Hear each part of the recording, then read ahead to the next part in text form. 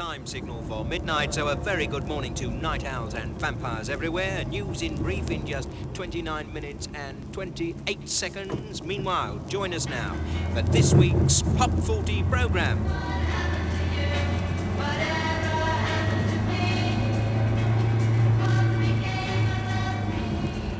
Victoria Embankment, Victoria Embankment. Anyone in the area of Victoria Embankment going through the Waterloo? Go in, please. Over. Hello, Control. 24 here. 24 coming along from Westminster. Over. 24. Mr. Miller, junction of Horsecars Avenue and Victoria Embankment, appears to be in some sort of a hurry. May have a train to catch. Over. Acknowledged, Control. I'm on the doorstep. By the way, this is the last one I'm taking tonight. I've got to get home. Thank you, 24. By the way, who's on the night shift with your car? No one, Control. I've got to take it in for service in the morning. Fair enough. Happy dream. Night, Fred.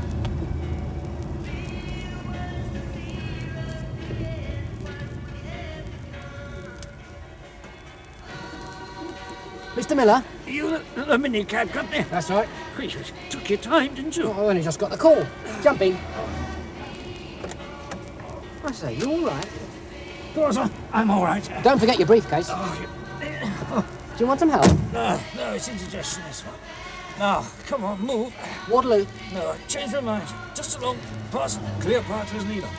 Yes, this cover here.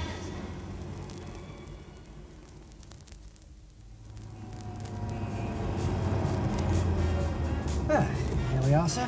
All of half a mile. About 40 new P at this time of night. Hey, sir. Mr. Miller. We're there now.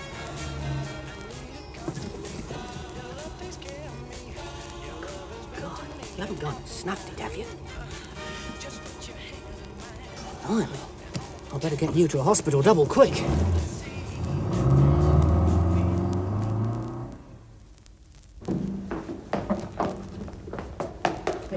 Hey, you work here? What's your hurry? Quick, I've got a stiff outside in my car. Accidents? No, I was just giving him a lift. He snuffed out. Sure he's dead, are you? Well, he's not breathing. His heart's stopped and he's got a most peculiar colour. Doesn't sound as if there's much need to rush then.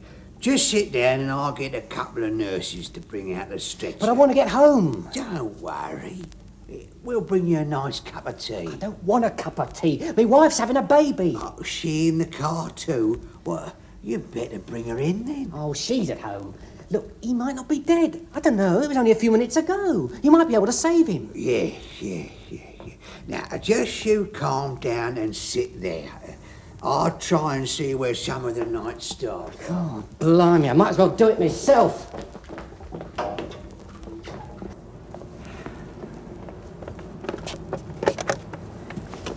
Come on, me old love.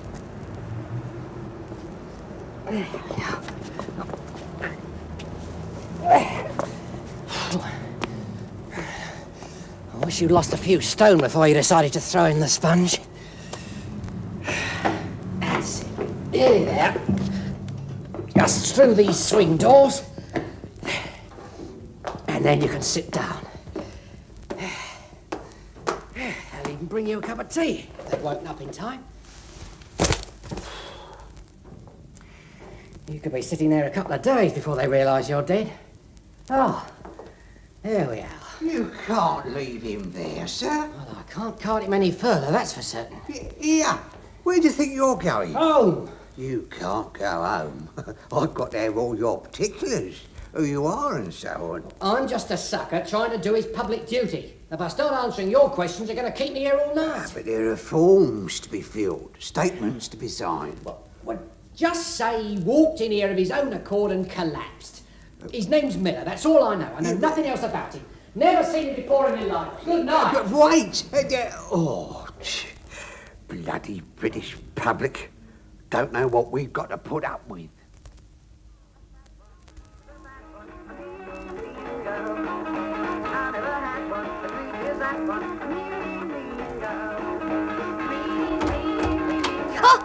Oh, God. Oh, you gave me a start. Oh, what sort of life's this coming in at this time of the morning? Don't start. I've had a bellyful for one night. Why are you up so late? Hey, you're soaking wet. You'll catch your death. Oh, don't say things like that, for God's sake. You don't know what I've been through. Is it raining? No. Yeah, you should be in bed, you know. Not falling asleep with the radio on. Anyway, how have you been feeling today? No more sickness? No. I actually felt a kick earlier, though. Go on. Did he really? Oh. What's that you're knitting? Jumper? Oh, looks like a sock. Well, it's a jumper. Well, you won't want a jumper in the middle of summer. Well, at night she might. Love me? Hmm. Hey, that's not rain. You're sweating. Are you all right? Well, don't worry about me. Why do you have to work so late? We need every penny we can lay our hands on, don't we? Don't go on. Oh, what have I said now? I'm just worrying about you because you're late. Well, you try slogging your guts out all day in the shop and then drive a minicab at night. I'm bushed. I've had it. Well, there's no need to be so touchy, love. You don't know how boring it is sitting alone here every night. If you'd only get a telly. For God's sake, we need every penny. What's up, Tony? Nothing's up. Why? Oh, come off it. I tell you, everything's perfectly all right. Now shut up. What's in the briefcase? What briefcase? You were carrying it when you came in. Oh, was I? You hid it behind the sofa when you thought I wasn't looking. Is it a secret? No. Well, then, Oh, it's a... I don't know. this is it. Yes. I'll put it where we can all see it. Oh, sure. Here, on the coffee table. Yeah, fine. Well, it's not yours. No. Where did you get it from? But it came into my possession. You stole it? Well, not exactly. I didn't actually steal it. I mean, Well, he was dead. who? I don't know. The fellow in my car tonight. I got a call to pick him up and take him to Waterloo, round midnight. Old fellow, about 70, I should say. Anyway, changed his mind, only wanted to go along the embankment. Hardly seemed worthwhile. Still, he seemed a bit under the weather, breathless. Could have been drunk, but I don't think he was. Anyway, I got there, turned round, and there he was, slumped on the back seat, dead. Well, first thing to do, obviously, was to get him to the nearest hospital. Got there double fast, I can tell you. And the old boy in reception don't get the message. This is an emergency, right? I mean, the man in my car might be revived for all I know, but he shuffles about and I lose my cool. Go out and bring the body in myself. Definitely dead, no doubt about that. And then this old chap in the hospital thinks he'll keep me there all night answering questions. So I stomp out, don't I? And I get back into the car and I drive back here, wishing to hell I hadn't given up smoking. Anyway, by the time I park the car, I'm pretty... Well, I'm calmer and I'm locking the doors and I find this briefcase slipped halfway underneath the front seat. I'm alone, see? No one about. And I pull out the case. Well, natural like. I mean, what am I trying to hide? And I take a gander inside, just to see if it belongs to Mr. Miller. Mr. Miller? Well, the geezer who died in my car. But I thought you didn't know who he was. Well, I don't. It's just that his name's Miller. At least that's the name the controller told me to pick up. What is in the case? Well, have a look yourself. Open it, you mean? Of course I mean open it.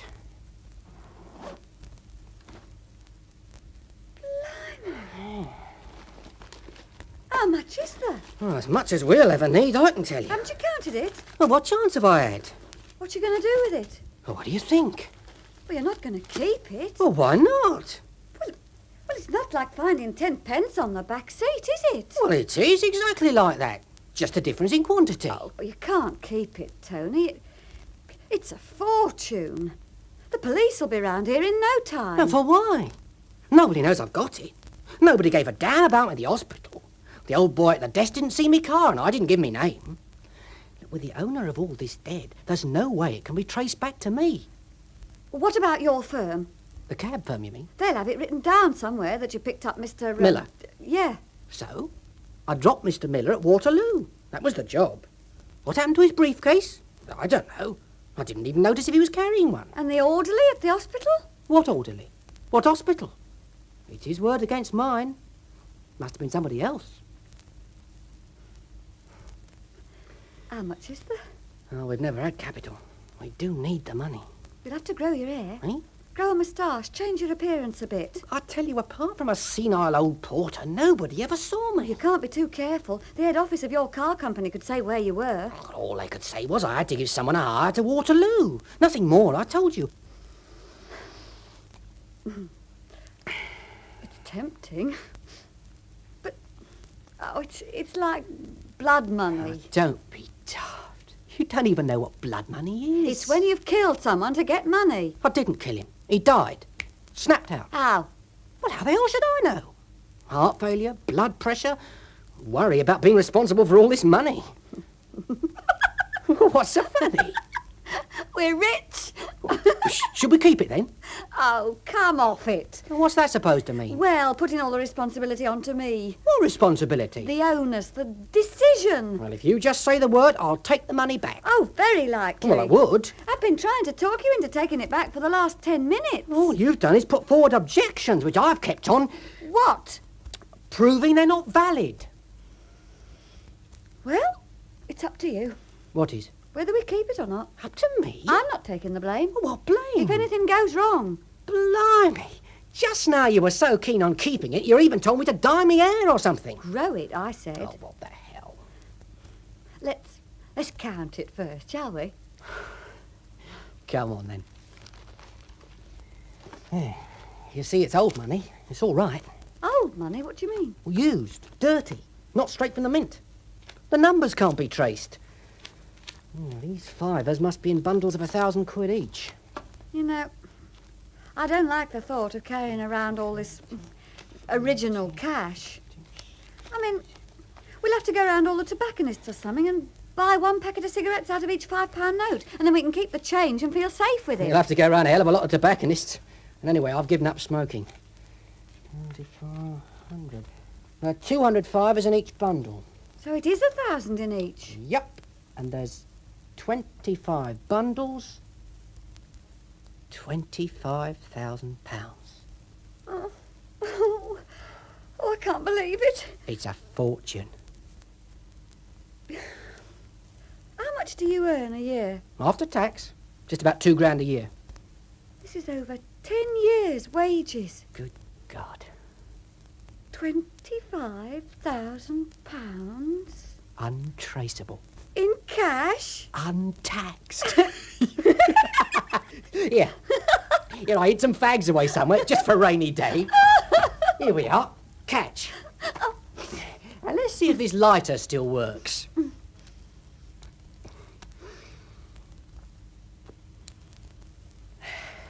Oh, it's making me quite dizzy. Yeah, I must say, it doesn't taste quite as nice as I remembered. Yeah, of course, there is a problem in all this. What's that? How are we going to explain it? What? Our sudden affluence. Oh, I say we've saved it. What, this much? You said yourself it would take over 10 years to earn it, let alone save it. Well, say an old relative died and left it to you. Oh, yeah? In cash? And who was it? And where's the death duties receipt? Where do you won it then? On what? Pools. Well, anybody could check that out.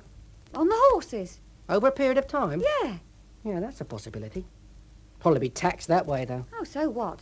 Say that for the last 10 years you've stuffed your TAB winnings under the mattress and you've only just realised how much it amounts to. 25 G's, an awful lot, Jude. For a man in my sort of job, anyway.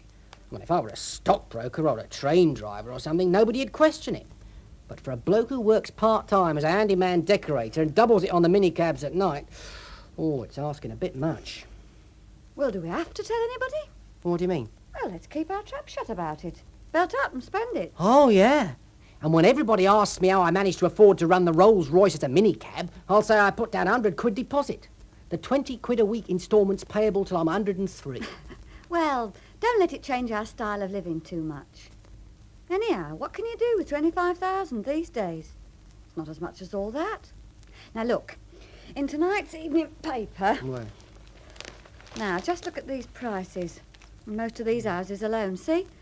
35,000, 22,000, another one for 22. Oh, look, here's one for 85,000.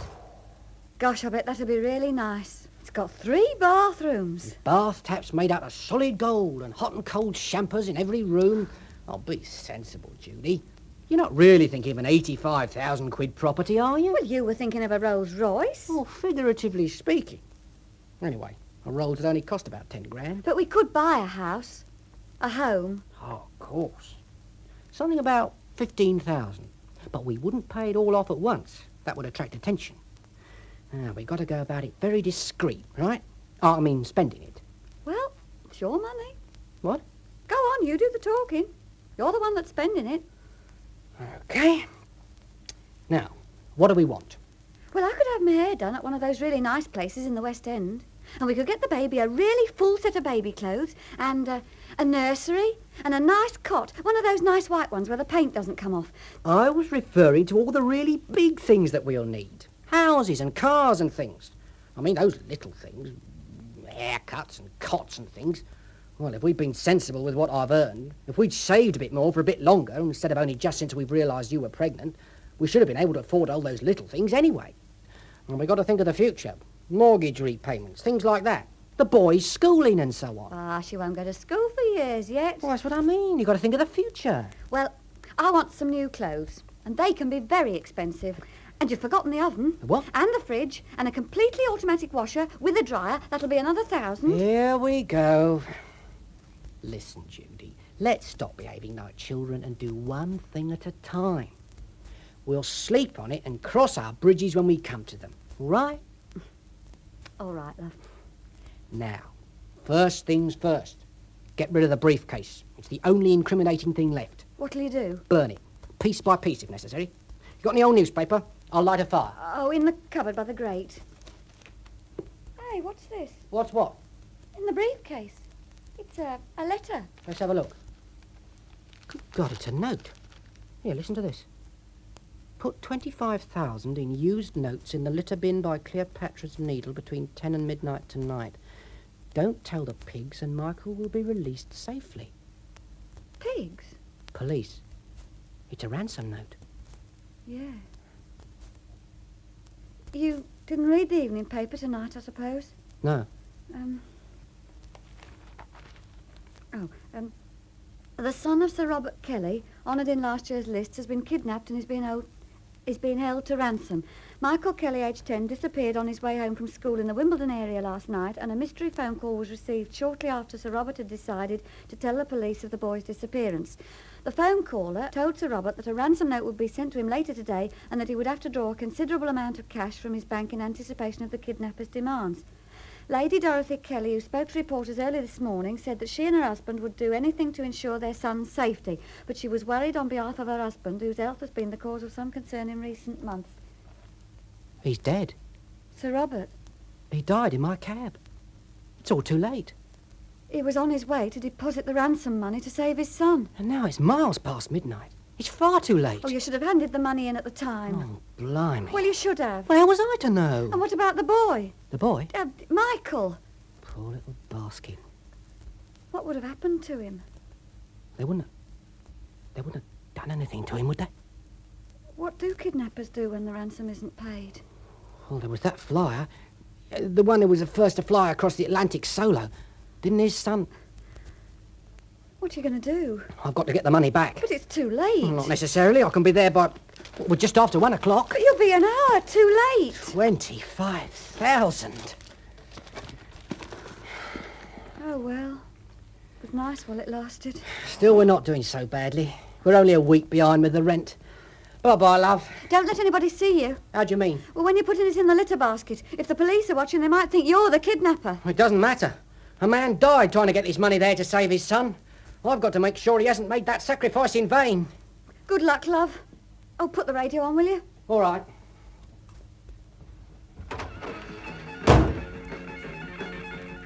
Oh, God.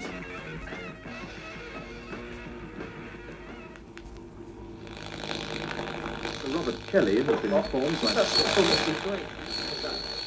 And his son Michael was found wandering along the Thames embankment about 20 minutes ago. What? The boy didn't seem to be suffering any ill effects. That's the end of this news flash, and now we return you to... Tony! Tony! Tony! Oh, damn. Tony! Tony! Tony! Tony! Wait! radio. Just now there was a news flash. The boy's safe. What? Here, get in. You'll catch cold out there like that. Put the car radio on. You'll get the 1 o'clock news in a minute. Are you absolutely certain? Honestly, the boy's been found. He's all right. Do they know that Sir Robert Kelly's dead? Well, I didn't hear all of it. Where are we going? Nearest police station. Is that wise? Why not? I'll say I only just come across it. I can't understand is why Sir Robert said his name was Miller. Well, he didn't want to give anything away, did he?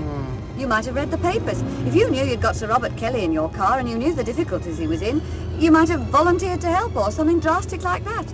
And he didn't want to risk some bungler hanging around Cleopatra's Needle. Your faith in me is touching, love.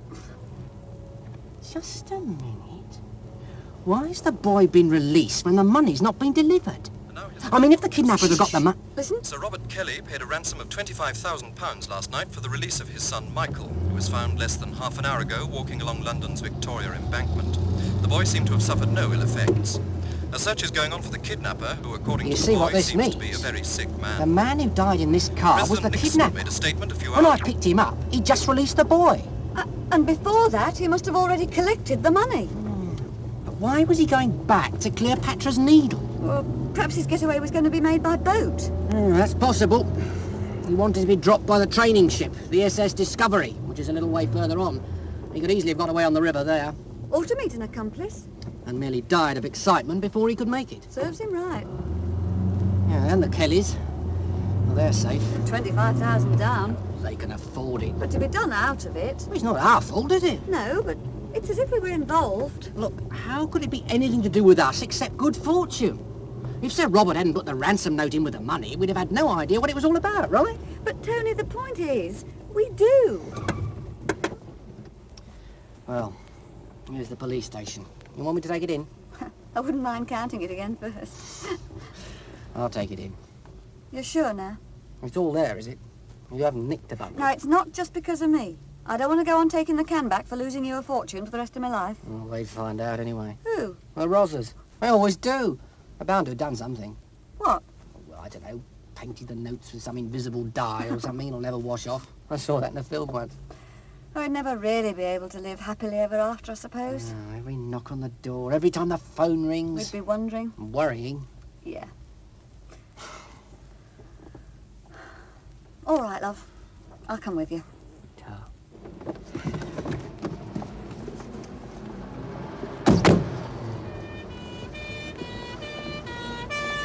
Hey, what's that? It's a police car drawing up behind ours. Oh, don't tell me we've parked on a double yellow line.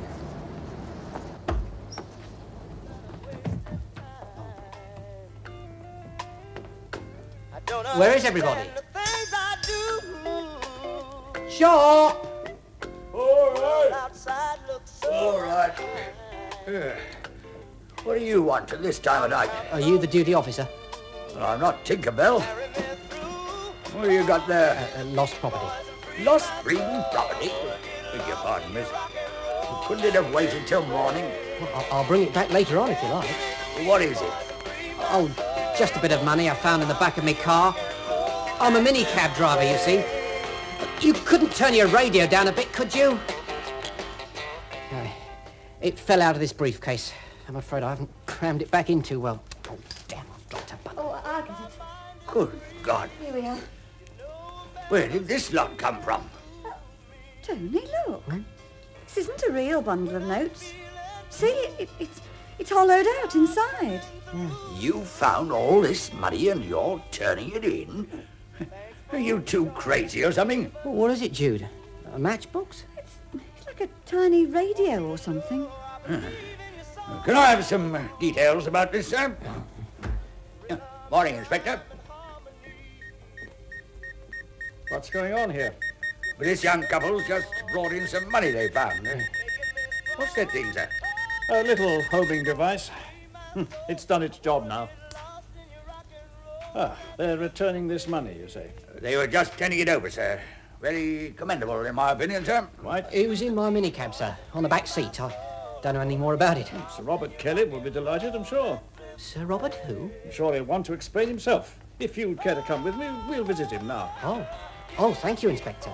But Judy... Yes, darling, we ought to. I'll take charge of the money, Constable. Here, sir. And that other bundle? Oh, this. Oh, yes. Must have slipped out, sir. Well, come along, you two, please. Yes, Sir Robert was talking in terms of 10% reward. 10%? That's $2.5 grand. Oh, you've had time to count it then. Oh, just an inspired guess, Inspector. You should play stick the tail on the donkey, eh? After you, madam. Night, Constable. Good night, sir. Bloody hell. That was Drift Away with Dobie Gray, and now an oldie goldie in a new groove. I got plenty of it.